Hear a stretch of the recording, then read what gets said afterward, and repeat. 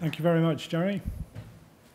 I thought I'd start the presentation with that slide, which that was me last week waiting for my truck pickup for my assays, looking off in the distance there, and quite a few samples and assays pending. So something to keep in mind as I go through the presentation.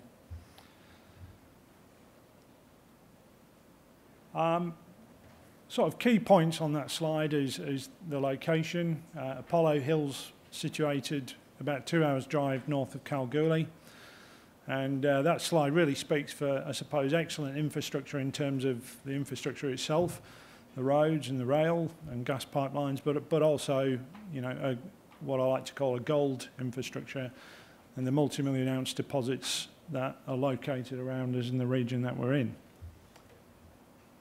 The grant package we have is situated on the Keith Kilkenny Shear, which is, to my mind, or to many others, arguably responsible for deposits like Carosue Dam, Breaker Resources' recent discovery at Bombora Prospect, King of the Hills, Thunderbox, and, of course, Gwalia. At the heart of that land package there that you can see highlighted in yellow, we've got our Apollo Hill resource, which I'm going to talk to you about in a minute. And that deposit A is getting bigger and has some really nice metallurgical characteristics, which I tend to get as excited about as the actual exploration results. I'm going to talk to you a lot about that, but I think since listing just over 14 months ago, we've delivered a 36% resource upgrade, and that was done by mainly driving the grade or the quality of the deposit and the modelling, and less by actually increasing the size of the deposit. And that's and of course bringing something into indicated. We did 250 square kilometres of gravity last year, 750 square kilometres of magnetics, and I'll put that in context in size of the land package. And it's about pretty much covered 100% of that ground with first pass geophysics, which is what you expect when you first walk into a region that's never had any exploration. It speaks really for the history of this place, which I'll expand on. This year we've done 8,000 metres of drilling. We completed 10,000 metres of drilling last year, so we're off to a flying start, and that's really going to drive our next resource upgrade. And there's some not necessarily the best results, but some fantastic results sat down there at the bottom, and some really new high-grade concepts coming out of the exploration. Key points there, without going through the numbers, is an exceptionally strong and supported register, very tightly held stock, and not a lot of shares on issue. Still a very healthy cash position. You know, we've been through just over half of our money in about a year, which tells you what we've got left.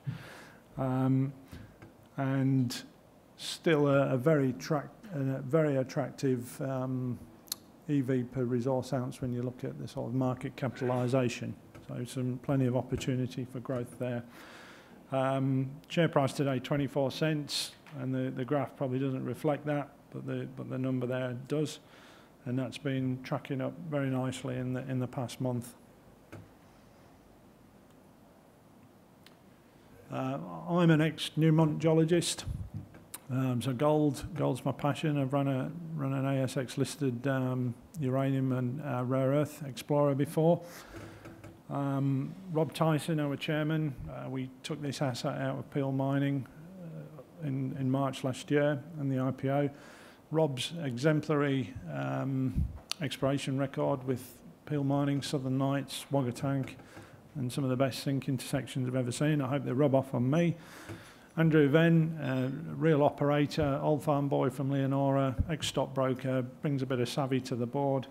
And Ryan is intricately involved in the growth of Peel and also our IPO. The resource itself, this is a big tonnage, low strip, and you know, there's no getting away from it, a lower grade ore deposit. But I'm going to show you some of the characteristics which I think really beef this up next to our peers. things to note on that diagram really are no resource quoted below 180 metres vertical depth. You see some lovely high-grade trends and shear zones coming through the deposit, which I'm going to sort of accentuate for you as we go on within that bigger system. And at that point, that gold system was 1.2 kilometres long. Since that date, we've been drilling and we've extended the gold system to 1.7, which gives you some indication of where I think our resource is going to go this year. I like this slide because the key point I like to point out is at the top there, it's about 80 metres thick, and that gives potential for a much lower stripping ratio compared to other deposits of this sort of type or size or magnitude. And that is one of our, is going to be, if it isn't already, one of our key competitive advantages. The other thing there that I always like to point out is when we look at the drill density, when we look at the drill density in here where it's probably about 30 metres by 30 metres, the grade moves up to 1.1 gram in the indicated. When you drop that grade up to 15 by 15, sorry, that drill density, it moves up to 1.2. And I fully expect that pattern to finish because of the very nuggety nature of this ore body.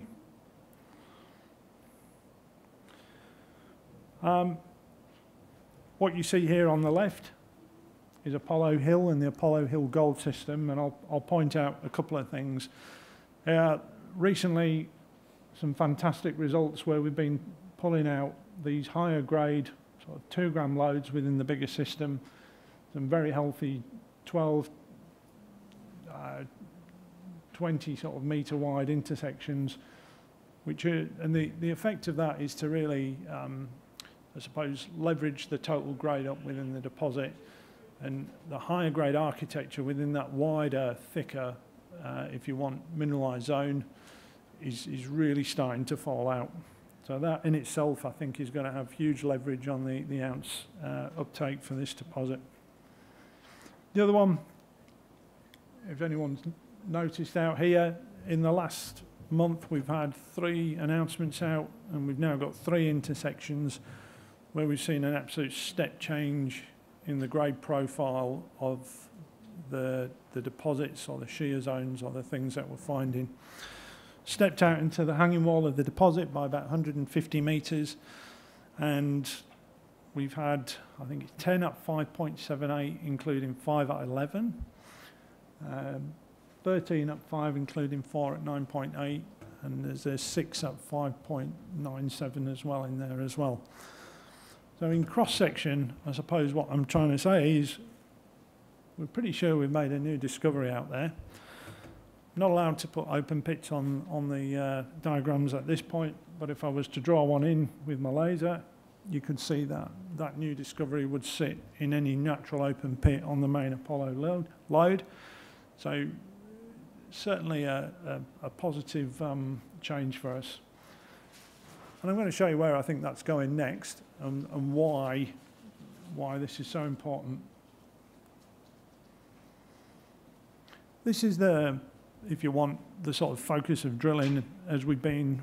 You see the resource cut to a certain RL on the deposit, and the intersections that you see lined up are certainly moving toward the hanging wall.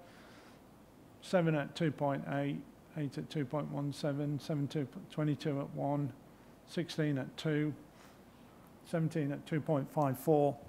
Some really healthy intersections compared to the overall resource grade, and certainly a heck of a lot better than we got last year when we delivered that resource upgrade. So that's one sort of addition to the gold system. But I suppose that's where my interest levels and excitement are starting to go. And this is really where that cross-section is, and you can see the step out there in terms of what we've done, and really the change in profile and opportunity. And I mean, I always like to say these loads are flatter lying. I'm about 2 metres tall, those are about 5 metres tall, So they're nice, thick, very, very good grade intersections. Beyond that, I'm going to try and put that in context for you in the bigger exploration picture. So this is animated, and you've got to watch carefully. And I'll point the key things out to you as we go. We've got the Apollo Hill resource, which is comprised of Apollo Hill and the Ra zone and the big Apollo Hill shear. And that's your 20.3 million tonnes at a gram overall. And you see the sort of width and the size of that system. I pressed the button once, and those of you who are observant will have seen the little trees come in. And I've done that to provide a bit of scale, I suppose, for the system. And there's a little drill rig up there, tongue-in-cheek, drilling away. We've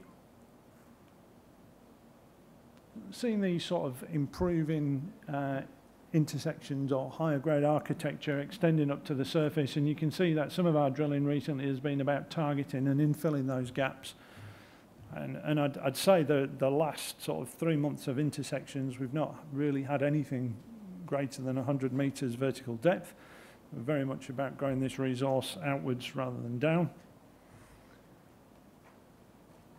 These are the new hanging wall loads which sit outside the existing resource but would fall naturally within any pit. And again, I think we've probably got about, I'd hand on heart say I've modelled 3 of them now, between the historic intersections and these new intersections, and they're now starting to hang together. And mineral inventory wise, we're probably seeing about each one of those stacking up at, I think, 25,000 ounces each. That pattern repeats at depth, and we see some exploration intersections where we've just got, you know, some very sort of high grades. I think that one's 2 metres at 69 grams a tonne, which hasn't had anything followed up yet. We click again, and we're now starting to see the patterns emerge in the footwall loads. So again, sitting outside the resource, still to be developed and explored, but all within that very tight, constrained ore system. Click again, and the geologists in the room will be starting to see the geometry in that shear zone and those link structures and where we think this is going. And we start having a look at these historic intersections, and there's one cross-section out there that somebody's drilled back in the 90s. And in its own context, it doesn't mean anything. But now starting to look at the geology and the new magnetics that we've had flown in the last year, I'm absolutely convinced that that is a target worthy of this kind of attention. So my system is getting bigger and bigger. We've got the higher grade link structures between the system. And we'll play it again. I think my button's stuck. And we see another pattern emerge out the back between the Ra system and the Apollo Hill system. And one more, little scattered intersections which we don't know where we're going. So I used to tell everyone that the system had grown from 1.2 kilometres long to 1.7 kilometres long. Well, looking at that, I'm now starting to think this is about 1.5 kilometres wide. So this just gives you some scale and perspective of where I think this is going in the future. On to the Met. One of the things that makes a big tonnage, lower grade deposit work is, as well as the low stripping ratio, which we've looked at, or the potential for a low stripping ratio, is some really simple metallurgical characteristics. 60% of the gold in this deposit is recoverable by gravity, which is at least in the upper quartile, in terms of sort of global production. Even at a very coarse commercial grind side of 300 micron, we're seeing 92% recovery in that sort of standard CIL scenario. At very nice coarse grind sizes, instead of seeing, for heap leach column tests, instead of seeing sort of 50s and 60% recoveries, we're seeing sort of high 60s to 70s. And that really starts to give the deposit some options in terms of lower capex startup options and you know, really we might be looking at 2 or 3 processing routes here. We did some X-ray scans of the core last year because we were seeing quite a lot of visible gold, but we weren't really getting the grade back that we liked or wanted. And that's the thing up here. You can see the little gold grains, and they sit entirely within the quartz veins. Now that's going to give us some potential for ore sorting. This is a very fresh deposit. We've got nice dark green basalts, lovely white quartz veins with the gold in. The gold was deported into the coarser quartz veins, so the potential for beneficiating that kind of standard 1 gram dirt, never mind the higher grade 5 gram dirt that we're onto now, is really there. And there's 2 tests in progress at the moment to hopefully demonstrate that to people. In that process, we also took the core and we bottle rolled that core with bulk samples. And instead of getting a grade of 1.78, it came back at 2.68. So due to that really nuggety nature that you see there in the core, what we're seeing is that the actual gold within the rock sample seems to be underestimated using your sort of standard fire assay techniques. That's another metallurgical characteristic or opportunity, which is very typical of nuggety ore bodies like this, and this happens to be one of the most nuggety I've ever seen. And again, I'm going to do some test work to hopefully demonstrate that across the entire grade profile and really build up that capacity and knowledge. As well as beavering away in the district, on the mine site, we did, out of that 1,000 square kilometre package, we did 750 square kilometres of airborne magnetics last year, which tells you how underexplored that was. That's the kind of thing that was happening in the Yandal Greenstone Belt where Jundee is maybe 25 years ago. And we've been off drilling first pass air core into a number of targets this year, up here and up here. I'll show you a couple of the results. In the north there, we drilled 1 line of holes just east of Apollo Hill, and exceptionally pleased at the sort of scale we're drilling at that we ended up with a 400 metre wide bedrock anomaly. Unfortunately, it was under about 80 metres of cover, and if I can go back, I do have about 15 kilometres of strike of that structure which has never been tested. But for me, the size and width of that system adjacent to Apollo Hill on the Keith Kilkenny Shear, just the regional exploration opportunities are pretty much untold. We'll have a look at the one down the south here now. And the drilling this year, again, there's 4 lines shown on there. We've done 2 so far. The air core rig's just started again. What we have seen is, as you see in the magnetics there, we've highlighted some intrusive trends. We're happy to say they are dacites, which are sort of typical of some of the ore bodies in this region, such as some of Dacian's deposits, Saracen's porphyry deposit to the south of us. So nice first pass intersections or sniffs in the air core, particularly given the sort of the incredibly wide space or wide open drilling. And then a lovely sort of geochemical anomaly that we've pulled out the historic data. And I'll make the point again that that's about 15 kilometres long. Key point on that slide is lots of activity ongoing. We've got an air core rig going at the moment. We've just finished with 2 RC rigs up at Apollo Hill, following on those hanging wall loads. And probably about assays pending for about 15, 20 holes.